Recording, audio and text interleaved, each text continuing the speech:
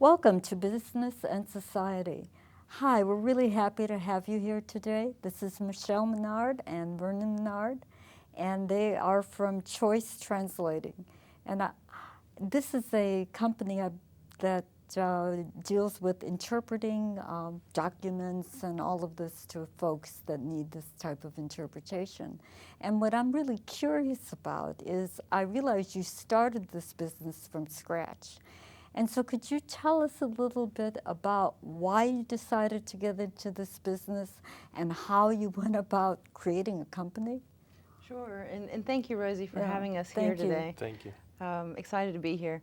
I started Choice Translating in 1995 while I was a student here at UNC Charlotte. Really? Yeah, it's been a while now, but and the idea was given to me by someone that I worked with at the time, who knew that I was raised speaking French at home, and that I was doing a degree in international business in French here.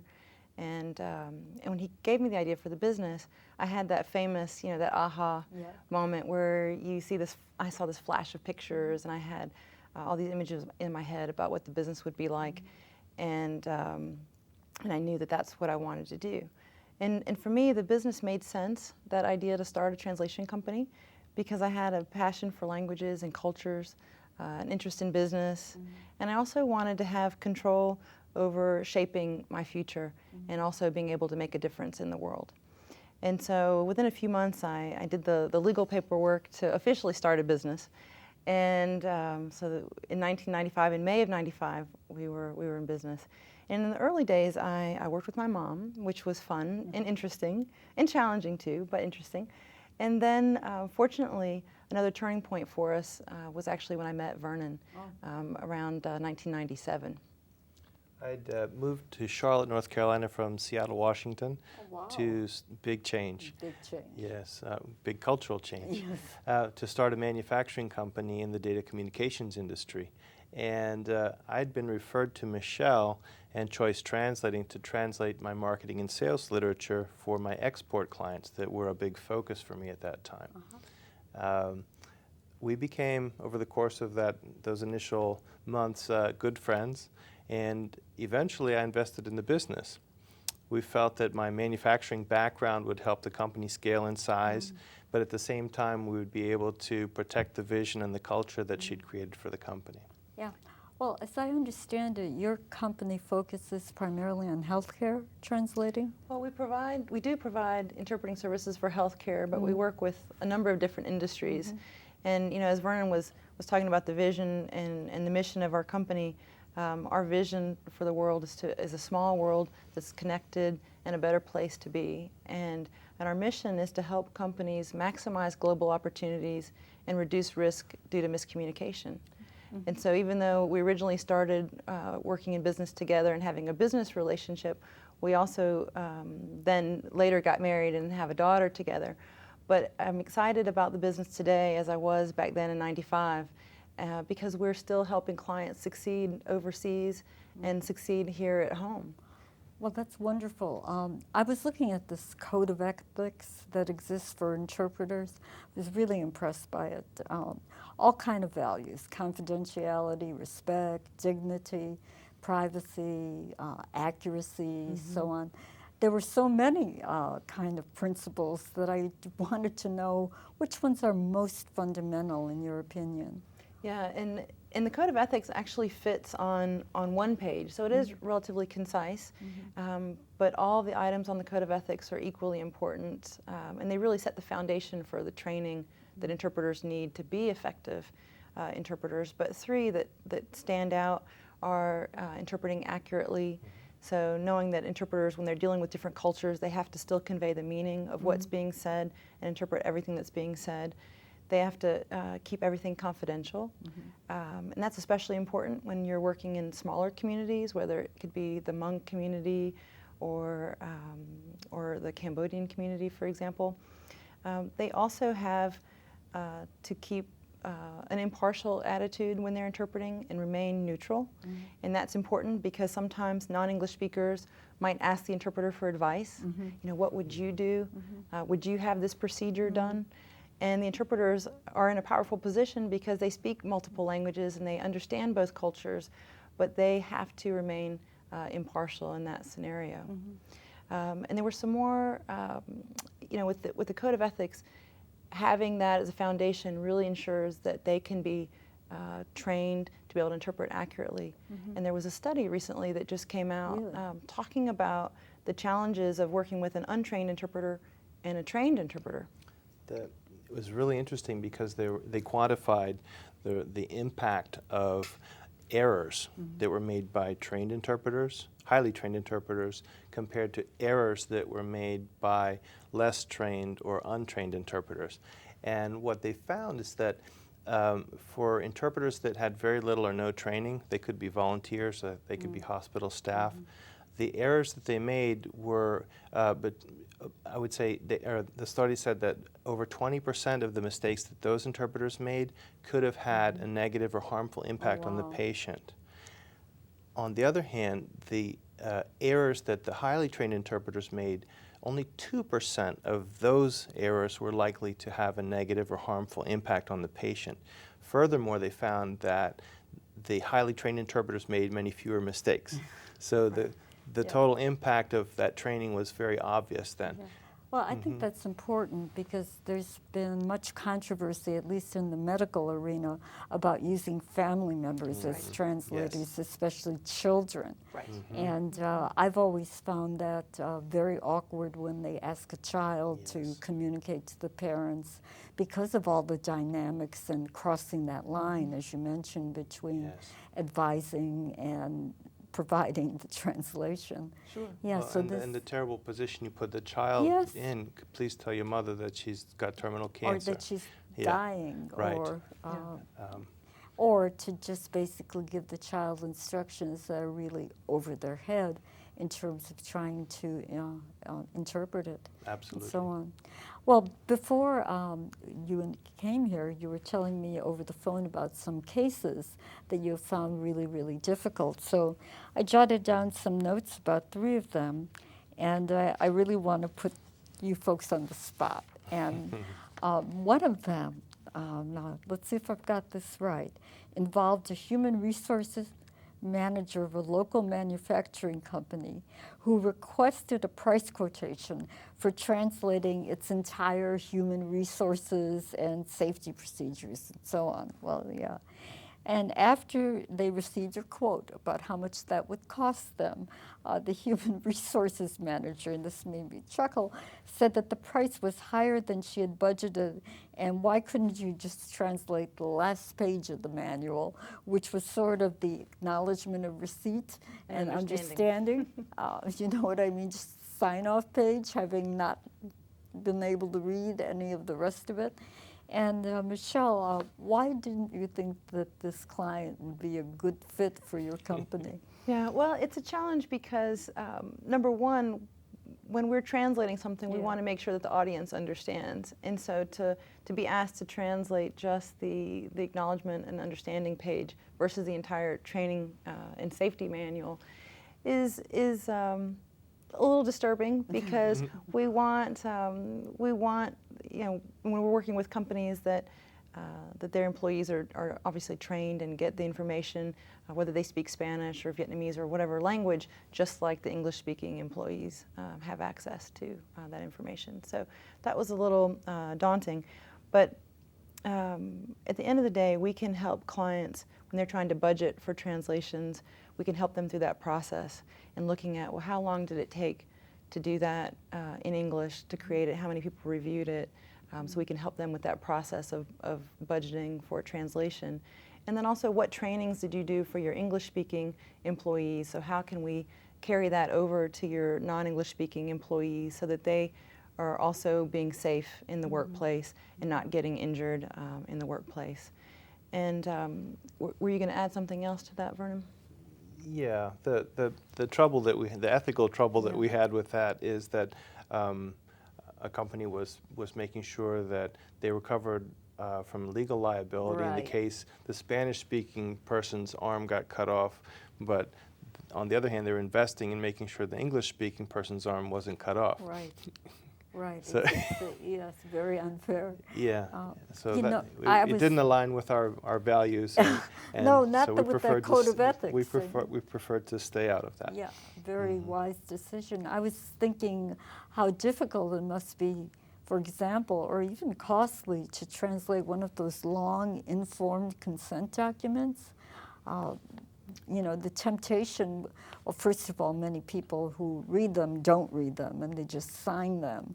But to translate one, have you done that? Yes, we've translated a number of consents over the years, and a wide, Particularly for clinical trials, For Yeah. clinical drug trials and yeah. treatment trials. and a wide range of documents. And when clients are looking to get something translated, it's really thinking about, you know, who's the audience and how is it going to be used. And then from a budget standpoint, is there anything that we can do to make the document more internationally friendly at the beginning? So that wouldn't work so much for a consent document, but on the other hand, if it were a training manual or an instruction manual, perhaps some of the lengthy text could be replaced by some diagrams or some charts. So then it makes it less, less wordy to translate.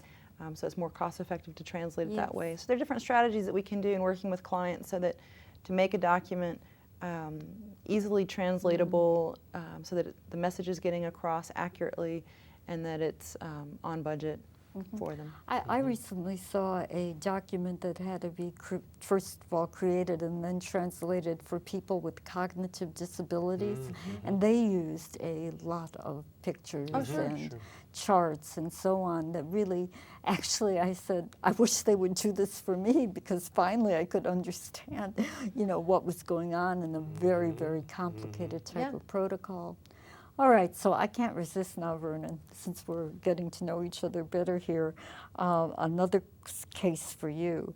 And this was when a nurse called, and she said she had a little problem on her hands. She did. And she suspected that a homeless, uninsured man who had had an operation at the hospital or whatever was an undocumented immigrant, all right? So she was thinking about this, and the hospital wanted to discharge him. No money was coming in, no money was going to come in, and so on. And he didn't want to go. And obviously, probably the reason he didn't want to go was he had nowhere to go. And so the nurse said, look, just help me. All I want you to do is translate for me the following words. If you don't find yourself a place to go, we will have you deported. Indeed. So you didn't want to do that. Well, first I want to say that in the Charlotte region, the major healthcare networks do a fantastic job complying with, or doing their best to comply with Title VI of the Civil Rights Act, yes.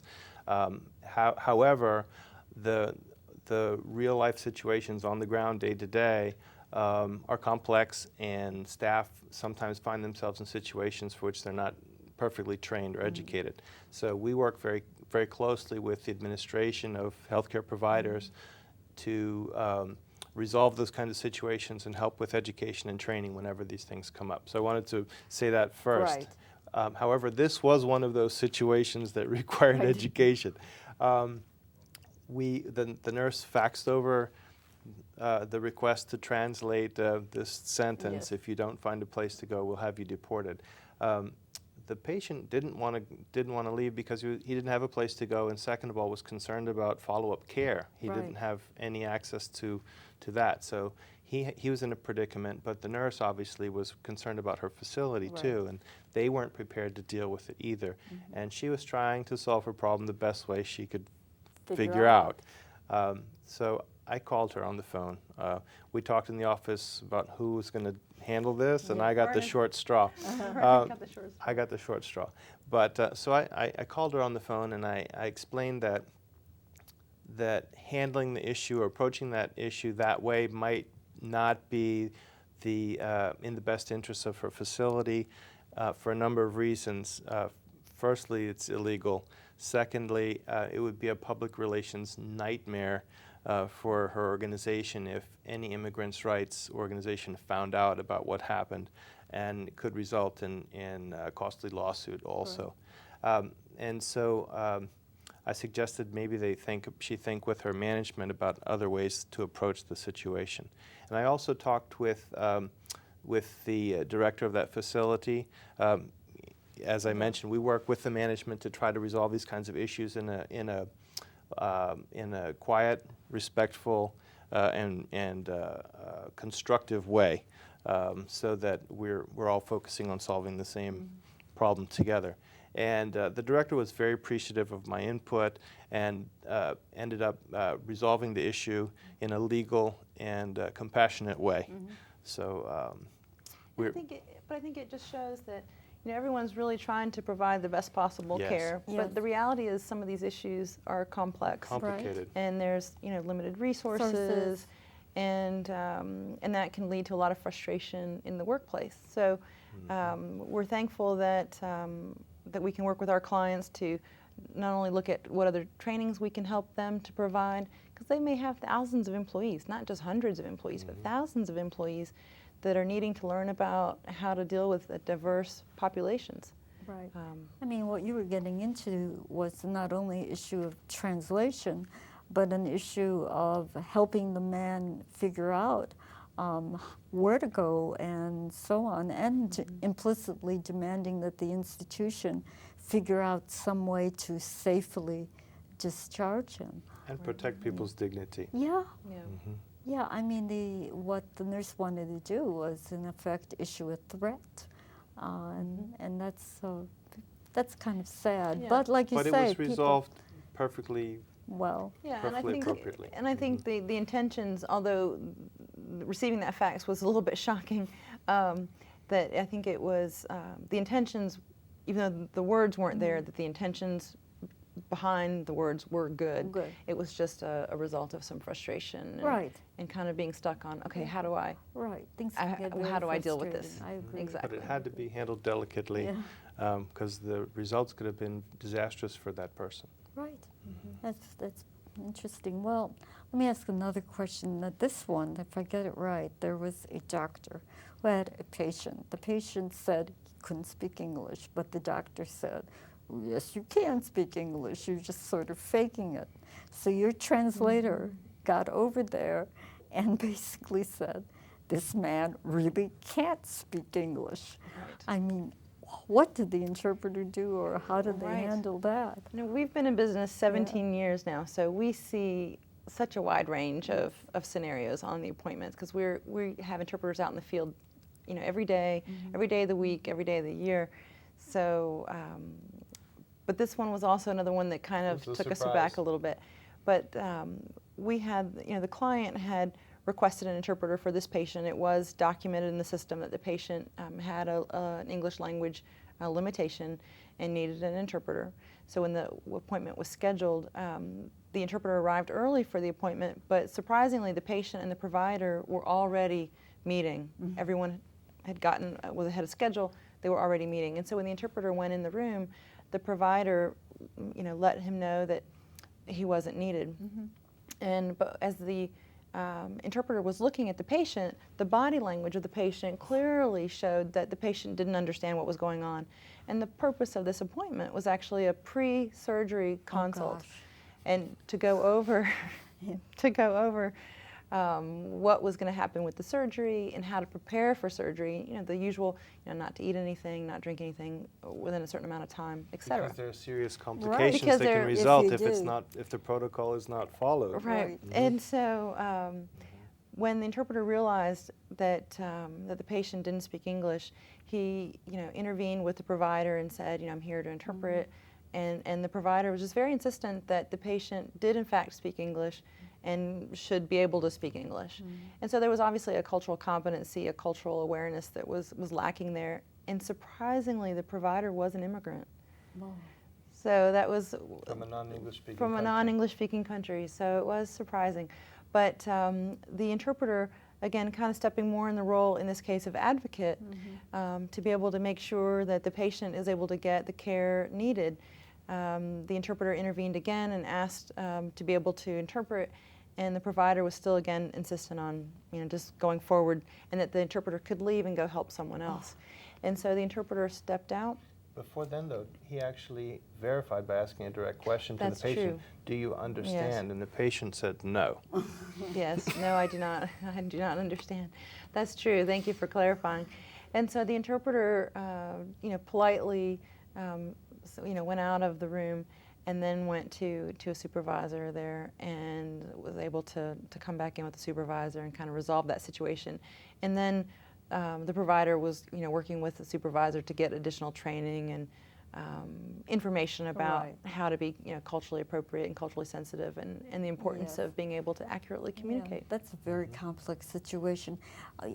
We keep getting back to this issue of the translator, the interpreter, being neutral and not being an advocate. I can imagine that. That's the fine line. The fine line. Do you have other instances? I mean, I would find it, for example, very difficult as an interpreter when I see something going on not to intervene. I mean, that it's very important. It's very important to maintain objectivity and maintain both parties or all participants in an interpreting session to trust that the interpreter is going to be impartial. However, if the outcome is being jeopardized at some point, the interpreter then is allowed to advocate or intervene in a way that can get things back on track. And I think, Michelle, you have a great story that can demonstrate that, where confidentiality is still being protected, but the interpreter was able to intervene indirectly, but very effectively to save a situation that was in jeopardy. Yeah, the interpreter had interpreted a number of appointments for a patient who had previously been in a gang. A gang. Yep, we have that here in Charlotte as well. Yes. As much as we don't want that to happen. And he had, through the course of some previous appointments, had shared, and it was interpreted, that he had taken illegal drugs in the past. And so during this particular appointment on that day, the provider needed to find out if the patient had taken drugs previously, because that would hinder the treatment plan going forward for this other scenario that he was dealing with. It could have been dangerous. And in fact, if he had taken illegal drugs before, then this new treatment plan would be very detrimental to his health going forward. So when the interpreter is here interpreting and the provider says, have you taken any drugs previously? And the patient very quickly says, matter-of-factly, no. And in the interpreter's head, as the interpreter, of course, his voice, he's interpreting everything that's being said, but in his mind, he's thinking, oh my goodness, I know that's not accurate, and now I have the dilemma of knowing this information that's confidential, but if I don't share it, then what's going to happen to the patient's health going forward? And so the interpreter, again, acting very strategically and carefully, then realized, okay, in order to not divulge confidentiality, I can, as the interpreter, ask the provider to ask the question again and to explain the reasoning behind the question. And so then the provider asked the question again, have you taken any drugs previously, and then why that was important. And then fortunately, the patient then said, well, yes, as a matter of fact, I have. And so they were able to find a new course of treatment for him. They were able to find it. And the confidentiality was preserved? Exactly. Right. Exactly.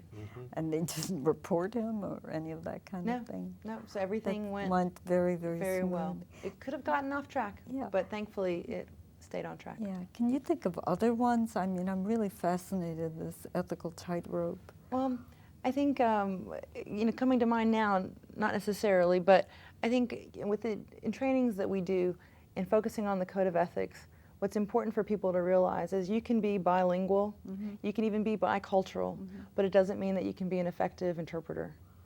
And so to make an interpreter effective, they really have to have a lot of training to do what they do. I think that's a great distinction. That I used to speak Czech when I was a little girl, and so on and so forth. But just because you're bilingual and bicultural really doesn't mean that you're a good interpreter. Right. That's right.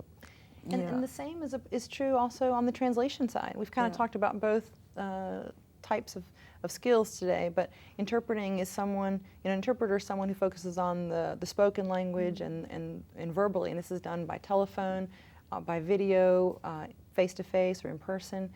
But on the other side, there is document translation. And these are translators who tend to focus, they're on the written words, they're working in their homes, they're all over the world. It's not contextual in the same way. And they also have a little bit more time to find the exact word, but they also have to be certified, and they have to have training and the skills there to be able to translate accurately, or the message can be completely missed.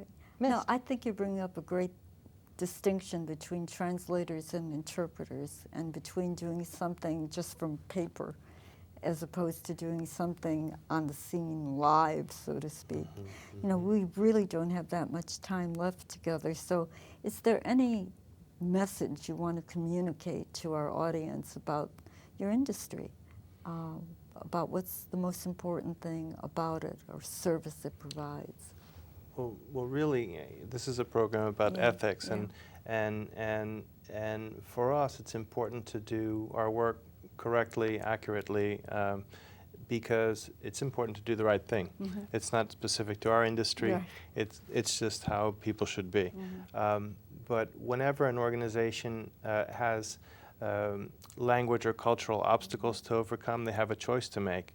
If they tackle those issues head on, then they're going to have an opportunity to reduce costs, reduce risk, and have better outcomes.